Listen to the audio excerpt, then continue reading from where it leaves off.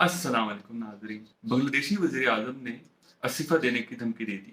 हालिया बांग्लादेशी वज़ीर-ए-आज़म जो कि शेख हसीना वालिद की हुकूमत के ख़ात्मे के बाद एक अबूरी हुकूमत के सरबराह हैं, उनके ऊपर दबाव बढ़ रहा है कि वो जल्द से जल्द इंतख़ाबात यानी इलेक्शंस कराएँ। बांग्लादेश की बड़ी पार्टियाँ जिसमें बीएनपी और तुलबा तहरीक, जिन्होंने शेख हसीना की हुकूमत के ख़ात्मे का अंदर सबसे बड़ा किरदार अदा किया था, वो चाह रहे हैं कि मोहम्मद यूनुस जल्द से जल्द इंतखाबात का ऐलान करें। जबकि मोहम्मद यूनुस खुद और कुछ दूसरी पार्टियां जिसमें जमात इस्लामी बांग्लादेश, वो ये चाहते हैं कि अबूरी हुकूमत कुछ इस्लाहात करके फिर इंतखाबात कराए। साथ साथ ताकतवर हल्के ये चाह रहे हैं कि शेख हसीना वाजिद की जमात अवामी लीग, उसको शेख हसीना के बगैर यानी माइनस शेख हसीना फार्मूले के तहत बांग्लादेश के में सियासी सरगर्मियों की इजाजत होनी चाहिए।